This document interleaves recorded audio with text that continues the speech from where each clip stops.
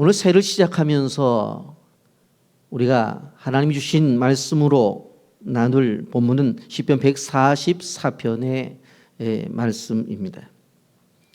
오늘 이 말씀을 통해서 이 어려운 이 코로나 시대 속에서 하나님이 주시는 능력과 또 위로를 받고 새를 힘차게 출발을 하면서 또 한 해 우리에게 주신 모든 사역들과 우리에게 주신 환경 속에서 주의 축복과 승리가 있기를 예수님의 이름으로 축복합니다.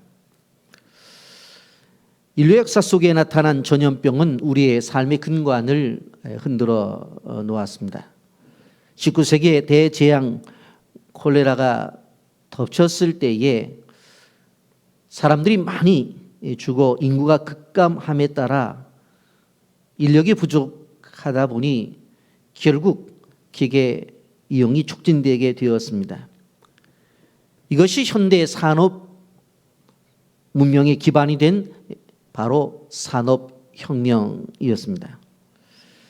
오늘날 우리는 세계적 전염병인 코로나를 겪고 있습니다. 이는 현대 사회에 유례없는 사회적 격리와 산업의 셧다운을 몰고 온 것을 우리는 피부적으로 느끼고 있습니다. 식당들은 문을 닫고 직장들도 재택근무로 이어지고 있습니다.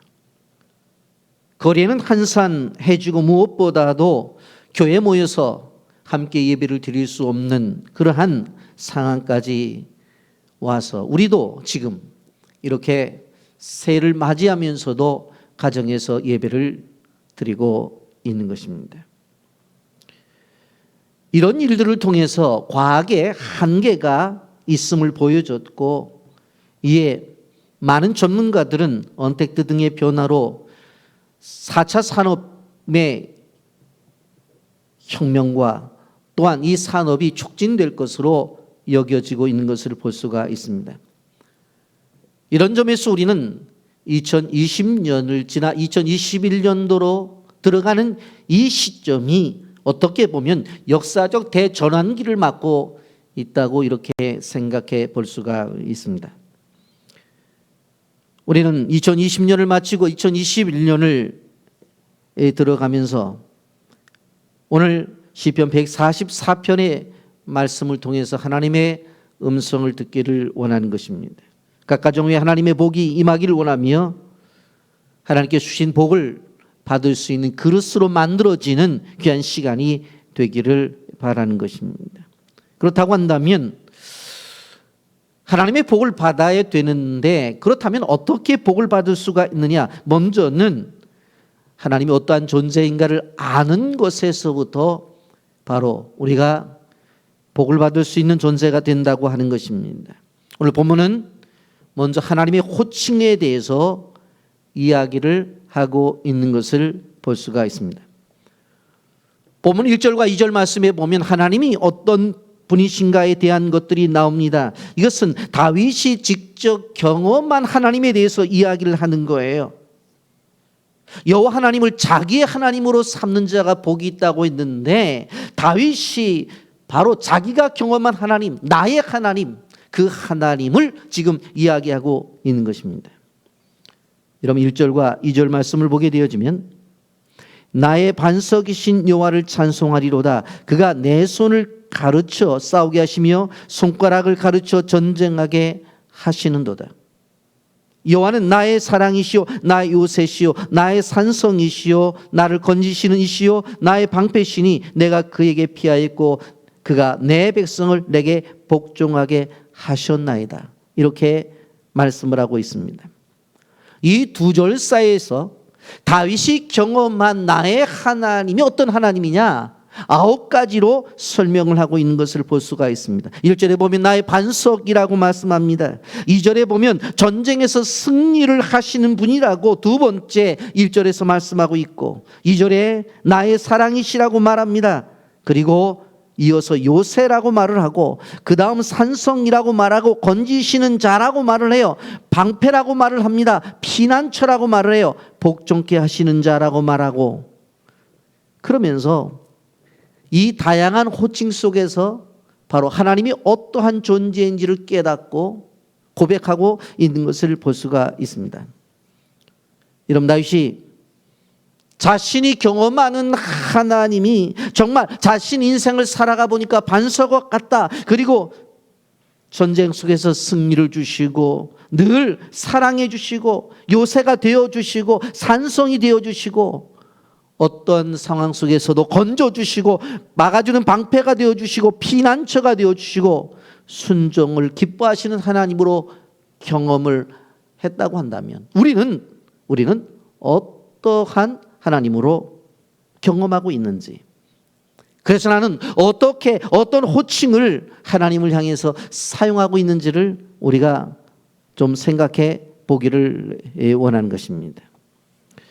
여러분, 우리가 이러한 호칭을 사용함에 있어서 우리가 생각해 본다고 한다면 이 하나님의 호칭과 다윗과의 관계를 생각해 보면 우리의 관계도 생각해 봐야 돼요.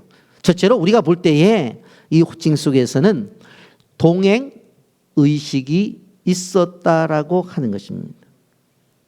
여러분, 여기 보십시오. 9가지의 내용을 전체적으로 보게 되어질 때에 한마디로 요약한다고 한다면 바로 함께 하심으로 주어지는 축복을 이야기하고 있는 것을 볼 수가 있습니다. 여러분, 함께 하심이라고 하는 것은 무엇을 이야기하는 거예요? 임마누엘을 이야기하고 있는 거예요. 여러분, 성경의 복음서 속에서 우리가 마태복음이 복음서의 시작인데 그 복음서의 시작인 마태복음에 보면 시작이 임마누엘로 시작하고 마치는 것이 임마누엘로 맞춰지는 것을 볼 수가 있어요. 이런 마태복음 1장 23절을 보십시오. 보라, 처녀가 잉태하여 아들을 낳을 것이요 그 이름을 임마누엘이라 하리라 하셨으니 이를 번역한즉 하나님이 우리와 함께 계시다 함이라 그랬어요. 여러분, 그런데 마태복음의 끝인 바로 28장 20절 말씀에 보면 내가 너희에게 분부한 모든 것을 가르쳐 지키게 하라. 볼지어다 내가 세상 끝날까지 너희와 항상 함께 있으리라 하시니라 그랬어요. 너희와 항상 함께 있겠다. 임마누엘을 이야기하고 있어요. 여러분, 그렇기 때문에 마태복음의 시작도 함께 하심이고 끝남도 함께 하심의 약속이에요. 그렇다고 한다면 우리도 마찬가지예요. 우리의 신앙생활 속에서 이 함께 하심이라고 하는 것은 단순한 게 아니라고 하는 걸 알아야 돼요. 우리가 생각해 봤던 주님이 나의 반석이시고 전쟁에서 승리를 주시는 분이고 사랑의 주님이고 요새고 더 나아가 산성이고 건지시는 자고 방패고 피난처고 항상 하나님 앞에 순종하게 하는 존재로 만드신다는 생각을 해볼 때 이것을 하나로 우리가 생각해 본다면 주님과 함께 할 때만 가능하다고 하는 것을 볼 수가 있습니다. 여러분, 우리는 여기에 나타난 이 9가지 2021년도에 주님과의 동행 속에서 이러한 주님과의 관계를 맺으시기를 예수님의 이름으로 축복합니다. 또 한 가지, 이 1절과 2절을 보게 되어지면 이 안에서 어떠한 의식이 있어요? 여기 보면 은혜 의식이 잠재되어져 있다는 것을 우리는 생각해 봐야 됩니다. 신앙생활을 하면서 은혜를 받은 사람만 이런 고백을 할 수 있는 거예요. 여러분, 3절과 4절 말씀을 보십시오. 여호와여, 사람이 무엇이기에 주께서 그를 알아주시며 인생이 무엇이기에 그를 생각하시나이까. 사람은 헛것 같고 그의 날은 지나가는 그림자 같습니다. 여기서 다윗은 사람이 무엇이기에 그렇게 말을 하지만 사실 이 고백은 자신의 이름을 집어넣어서 고백을 해야 되는 그러한 말씀인 것을 볼 수가 있어요. 여호와의 사람이 무엇이기에, 제 이름을 집어넣는다면 여호와여, 기성이가 무엇이기에 주께서 그를 알아주시며 인생이 무엇이기에, 기성이가 무엇이기에 그를 생각하시나이까. 기성이의 인생은 헛것 같고 기성이의 날은 지나가는 그림자 같다는 거예요. 여러분, 우리가 생각해 볼 때에 하나님과 우리와의 관계 속에서 생각해 보면 도대체 내가 어떠한 존재기에 무엇이기에 나를 그렇게 알아주시고 내가 무엇이기에 나를 향해 그렇게 생각하시냐는 거예요. 생각해 보면 지나온 세월이 헛것 같고 지나온 날들이 그림자 같은 그러한 있다가도 없어지는 그러한 존재임에도 불구하고 어떻게 이렇게 깊이 생각을 해 주시냐라고 하는 것입니다. 여러분, 이 속에서 무엇을 깨달아 할 수 있어요? 은혜 받은 자의 심정을 깨달아 할 수 있는 거예요. 은혜를 받았기 때문에 이런 고백이 나오는 거예요. 은혜를 받았기 때문에 이러한 생각을 갖게 되어지는 거예요. 도대체 나라는 존재가 무엇이기에 나를 알아주시고, 나라는 존재가 무엇이기에 나를 그렇게 생각하시느냐고. 아무리 생각해봐도 내 인생은 헛된 것 같고, 살아온 인생을 생각해보면 그림자와 같은데, 그래도 이 세상 속에서 나를 붙잡고 계시는 그 주님을 생각해보면 하나님의 은혜의 고백을 하지 않을 수가 없다고 하는 거예요. 여러분, 이 은혜 의식을 우리가 가지고 살아가는 게 중요한데, 이 은혜 의식의 반대는 바로 공로 의식입니다. 여러분, 마태복음 20장에 보면 포도원 품꾼의 비유가 나오는 것을 볼 수가 있습니다. 마태복음 20장 1절 말씀에 보면 천국은 마치 품꾼들을 얻어 포도원에 들여보내려고 이른 아침에 나간 집주인과 같으니라고 말씀을 하죠. 한 포도원 농장의 주인이 일꾼을 구하러 시장에 나갔어요. 그랬더니 인력시장에 사람들이 모여 있는 거예요. 그래서 자기의 품꾼으로서 일꾼을 선택해서 이제 자기 포도원에 일을 시켰어요. 오늘 하루 종일 일하면 한 데나리온씩을 여러분들에게 드리겠습니다. 당시에 장정 하루의 품삯이 한 데나리온이기 때문에 그는 적합한 그런 일당이었어요. 그때가 오전 9시였어요. 근데 이 농장 주인이 대낮에 한번 시장에 나가봤더니 난 12시인데도 사람들이 일을 하러 가지 못하고 서 있는 거예요. 왜 이렇게 대낮에 있냐고. 나를 부르는 사람들이 없다는 거예요. 그러냐고. 그러면 우리 농장에 가서 일을 하라고. 그래서 또 사람을 뽑아서 보냈어요. 그리고 나서 오후 3시쯤 나와봤더니 또 호주머니에서 손을 넣고 빈둥빈둥 노는 사람들이 있어요. 아니, 왜 여러분들이 여기 있냐고. 저를 불러주는 사람이 없어서 그렇다고. 그래요? 일을 하셔야지. 가정도 있고 애들도 있는데. 우리 농장에 가서 일을 하라고. 그래서 그 사람을 또 보냈어요. 그리고 나서 하루가 다 이제 지나는 오후 5시쯤 돼가지고 혹시나 하고 나가봤더니 아직도 시장에 노는 사람이 있는 거예요. 아니, 하루가 다 갔는데 어떻게 이러고 있냐 그랬더니 글쎄 걱정입니다. 저녁에 쌀도 팔아가야 되고 애들 학비도 필요하고 내일 아침이면 아빠 돈 구를 텐데 걱정입니다. 그래요. 그러면 우리 농장에 가서 일을 하라고. 그러고 농장에 보냈어요. 이제 저녁 때가 되었어요. 이제 집으로 돌아가야 될 시간이 되어서 일꾼으로 다 모아놓고 제일 먼저 5시에 온 사람에게 한 데나리온을 주었어요. 이 사람 얼마나 좋았겠어요. 그리고 나서 3시에 온 사람에게도 한 데나리온, 12시에 온 사람에게도 한 데나리온, 아침 9시에 온 사람에게도 한 데나리온을 준 거예요. 근데 여기서 문제가 생긴 거예요. 왜 문제가 생긴 거예요? 5시에 온 사람이 한 데나리온 받을 때는 다 좋았어요. 우리 주인이 정말 인심이 좋겠구나. 그런데 한편으로는 무슨 생각을 했어요? 나는 일찍 왔으니까 더 받을 수도 있겠다는 생각을 가진 거예요. 그러면서 그런 기대를 가졌는데 똑같이 한 데나리온씩을 주는 거예요. 그랬더니 이들이 불만을 가져요. 마태복음 20장 11절과 12절 말씀에 보면 받은 후 집주인을 원망하 이르되 나중 온 이 사람은 1시간밖에 일하지 아니하였거늘 그들은 종일 수고하고 더위를 견딘 우리와 같게 하였나이다. 이 사람 무슨 생각을 가졌어요? 상대적으로 다른 사람보다 자기가 더 일을 많이 했다고 하는 생각을 가진 거예요. 공로 의식을 가졌다고 하는 것입니다. 여러분, 우리가 생각해 본다고 한다면 오전 9시에 왔던 12시에 왔던 오후 3시에 왔던 5시에 왔던 시간에 다들 일할 데가 없는 상태 속에서 일터가 제공되었잖아요. 그러면 바로 은혜잖아요. 그리고 분명코 약속한 대로 한 데나리온씩을 주었으면 된 거예요. 그런데도 불만을 토로해요. 그들이 얘기한 건 뭐예요? 다른 사람들보다 더 많이 일을 했다는 거예요. 자기가 더 많이 일을 했다고 공로를 이야기하고 있는 것을 볼 수가 있습니다. 여러분, 우리가 기억해야 될 것이 무엇인가 하면 하나님과 우리와의 관계 속에서 철저하게 우리는 은혜의식을 갖고 살아가고 그분과의 관계 속에서 하나님이 주셨기 때문에 내가 정말로 이렇게 살아간다는 생각을 갖고 살아가야 되는 거예요.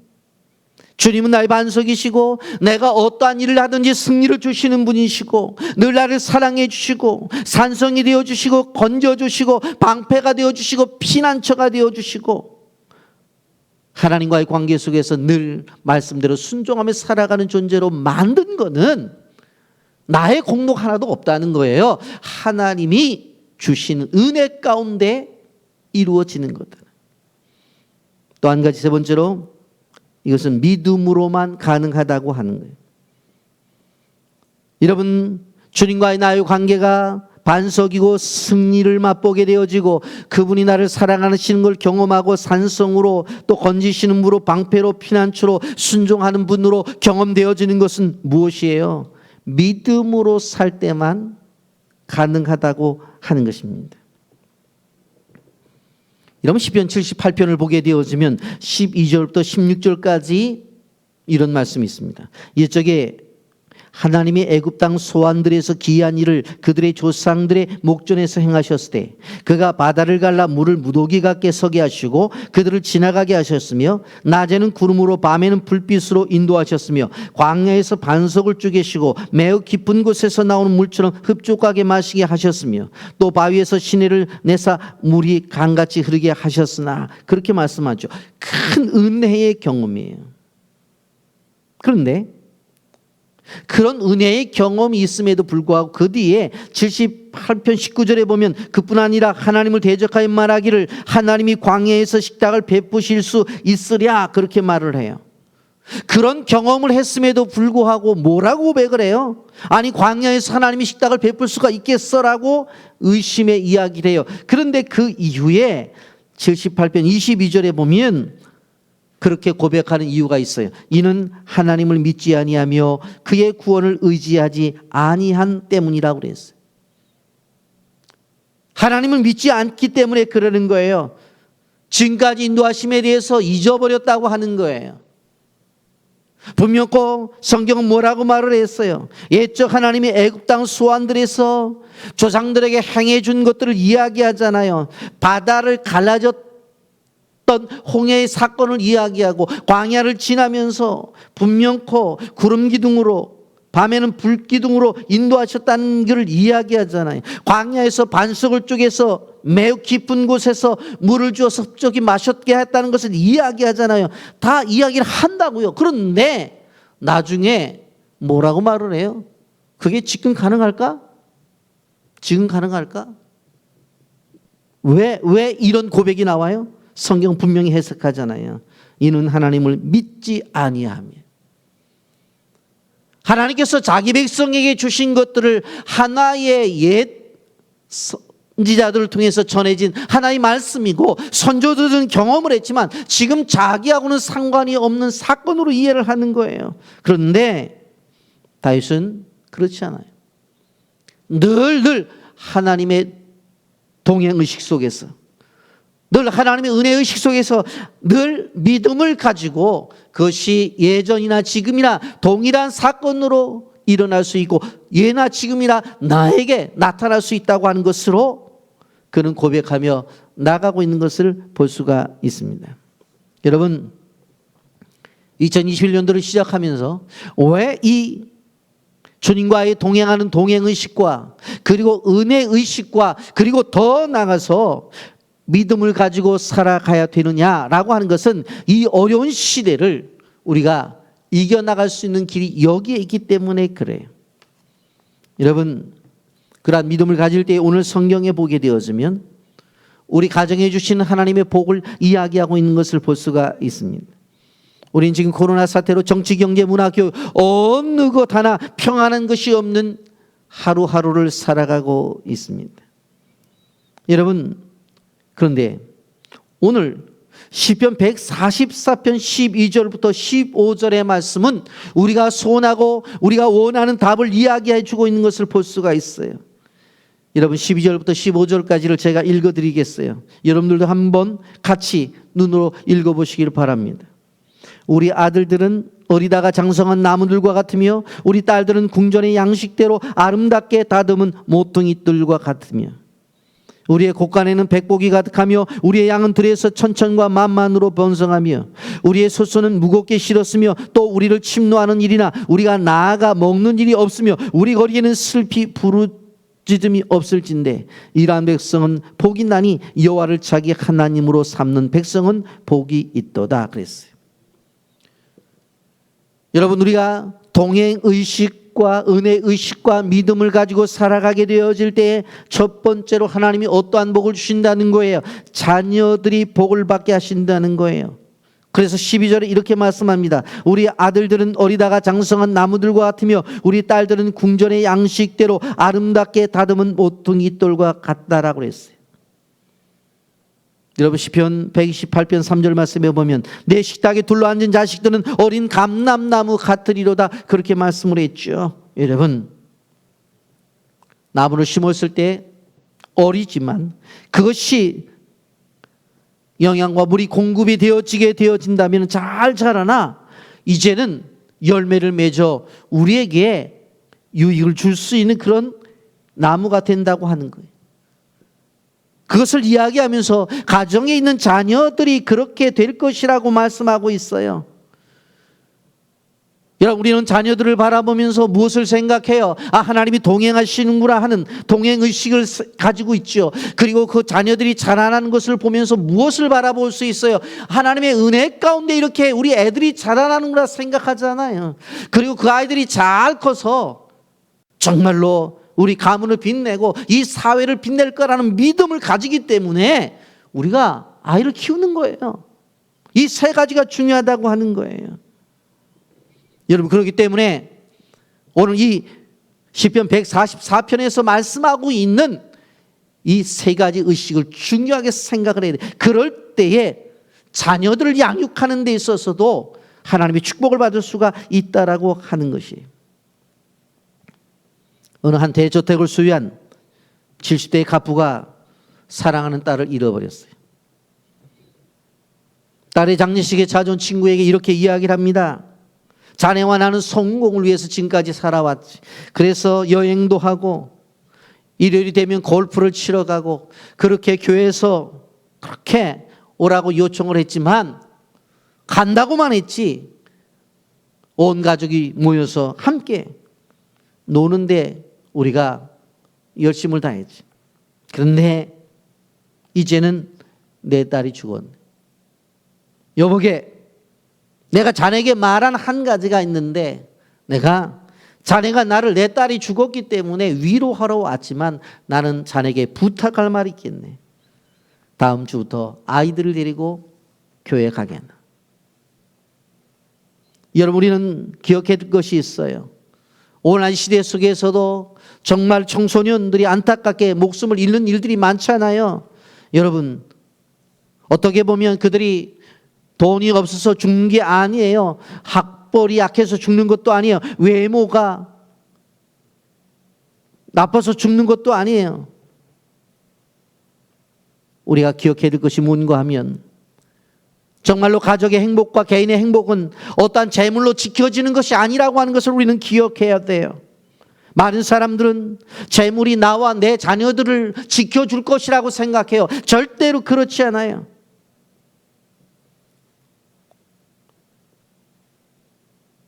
한국계 부모님들은 자녀들의 행복을 위해서 부모의 행복을 포기하는 그러한 자녀들에 대한 애착을 갖고 자녀들을 향해서 많은 투자를 합니다마는, 그러나 가장 중요한 것이 무엇인가 하면 바로 그들에게 예수님을 소개하고 예수를 잘 믿게 하는, 그것이 무엇보다도 중요하다고 하는 것을 우리는 기억해야 돼요.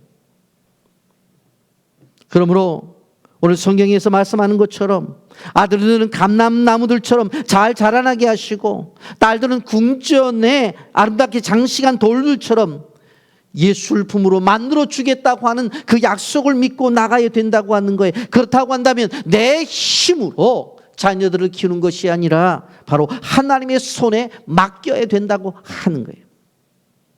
그럴 때 하나님의 손에 옮겨질 때 하나님이 최고의 작품으로 만들어 낸다고 하는 거예요.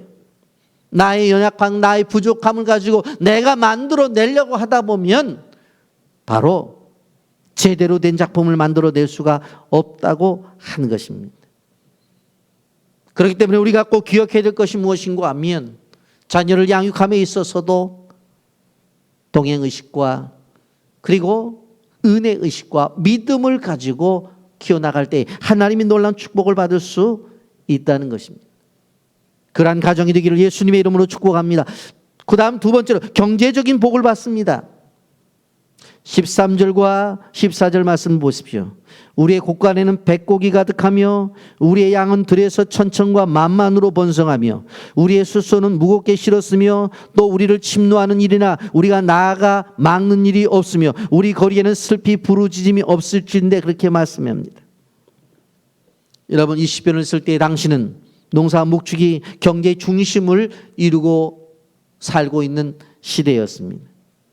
그러니 우리의 곳간에는 백곡이 가득하다는 것은 농사가 잘 되었으니까 곳간에 가득가득 채웠겠죠. 양은 들에서 천천과 만만으로 번성했다고 그랬어요. 그러니 나가보니 그냥 양들이 들판에 쫙 깔려 있는 거예요. 숫소는 무겁게 실었다고 그랬어요. 곡식을 싣고 가는데 정말 숫소가 갈 수 없을 정도로 무겁게 싣고 움직이는 거예요. 여러분, 인류의 최대의 적을 말하게 되어질 때 가난이라고 그렇게 말을 합니다.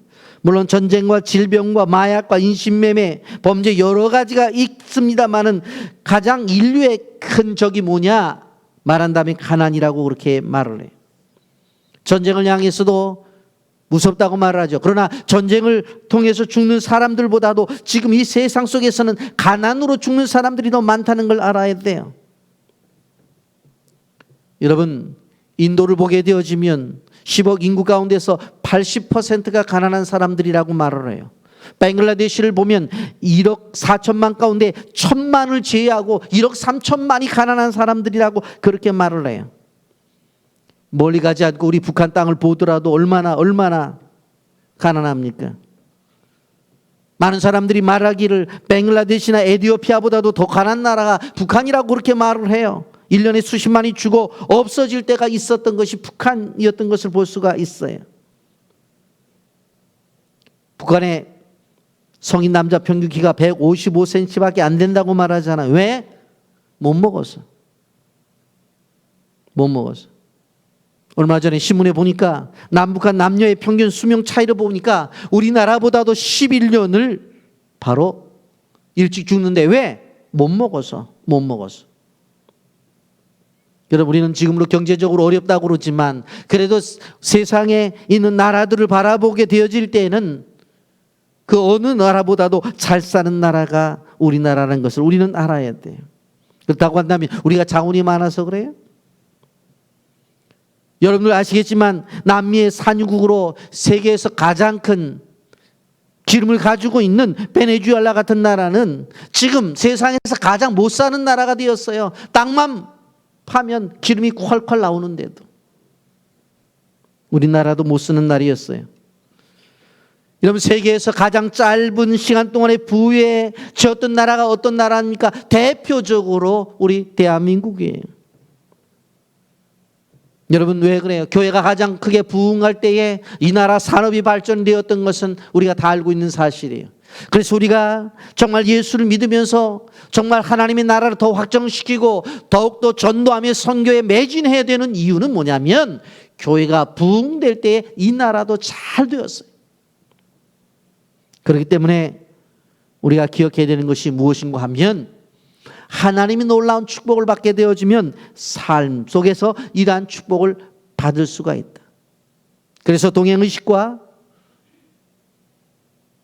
그리고 은혜의식 속에, 그리고 더 나아가 믿음을 가지고 살아가야 된다는 거예요. 그리고 마지막 세 번째로 보게 되어지면 평화의 복을 받는다고 14절에 말해요.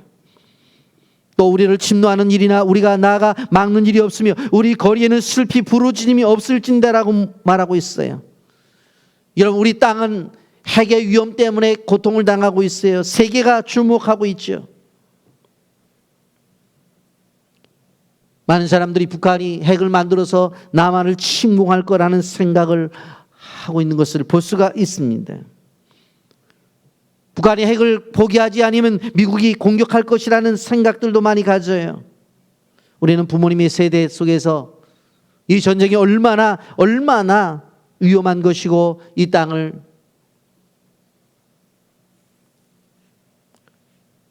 어렵게 만드는지를 우리는 다 알고 있어요.